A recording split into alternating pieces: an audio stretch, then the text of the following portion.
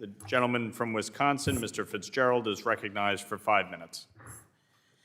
Mr. Willems, one of our major priorities as a committee is to prevent malign influence by China that would distort our markets. Last Congress, I was fortunate enough to author a bill, Foreign Merger Subsidy Disclosure Act, and it was signed into law by the president. It put emphasis, I think, on just disclosure, sunshine, that type of thing.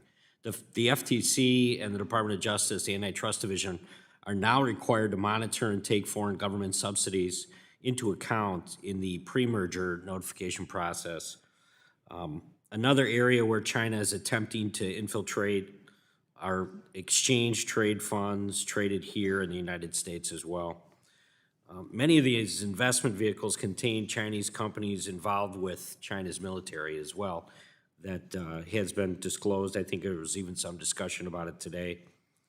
So, for example, CSSC Holdings Limited, China's largest builder of military ships, is listed in several major investments indices, including MSCI, Emerging, FTSE as well. So there's a number of different corporations that are complicated acronyms as part of this discussion. The indices contain trillions of dollars of assets under global management. And current law that prohibits U.S. investors from buying or selling securities for companies deemed to support China's military. However, parent companies or subsidiaries of listed companies can still be found in these indices. Why is it that the parent and subsidiaries of listed companies can circumvent this ban? We still don't have a full answer on. One of the other principles I hope we keep in mind is that as we look at ways to counter China is to ensure that these policies do not wink at the dominance of the U.S. dollar here and abroad. We've seen how many of these just adversaries like China, Iran, and Russia have made efforts to reduce their reliance on the dollar. But even some of our allies have sought to work around our sanctions. We're well aware of it. And, I think it goes beyond bad actors at this point. And they're trying to establish alternatives to our SWIFT system. So my question to you would be, are there things we should be doing in addition to what we tackled in the last Congress that could probably tighten this and make it more presentable to not just congressional committees, but also to DOD and anybody else involved in the defense industry? So first, let me say congratulations on your bill. I think it was a thank you. good piece of legislation and glad that it was signed into law.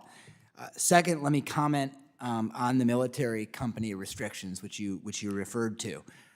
I think that Congressman Barr has legislation that's looking to make this statutory and then tighten some of the gaps. And I think that as we're doing it, considering what you raised is also a worthwhile endeavor for this committee to explore. Now, I think that there may be some complexities we need to think about when you're talking about entire index funds, but the point is, if we make a determination that a company is linked to the Chinese military, we shouldn't have U.S. investors in that company. And so we need to figure out how we are closing all applicable gaps, and I think exploring what you raised is a worthwhile endeavor. On the SWIFT question, that's less my area of expertise, but happy to try to get back to you on that, or maybe one of my colleagues also has something to say, and I was looking at Eric. I'm happy. Thanks. I'm happy to touch on the SWIFT question. Yeah, Mr. Lorber, do you have a comment on that? Yeah, say it second, sorry. On the SWIFT part of it? Yeah, definitely. So I do think that to a certain extent, as we talked about previously, there are workarounds that are under development or have been developed by our adversaries. China, we talked about with the potential CBDC, as well as Russia and the mirror payment system. On the SWIFT side, I actually think that the threat of a sort of a European defection from the U.S.-led financial rail system may not be as immediate as some were worried about even a few years ago. So remember that the Europeans set up Instex following the U.S.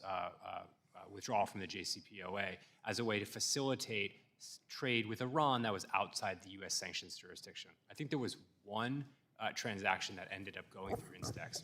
very, very few did. And so I think to a certain extent, there was a lot of talk about it at the time, but in actuality, it didn't come to fruition. And certainly I haven't heard of anything along those lines since the Russian invasion of Ukraine last year. The gentleman's time has expired.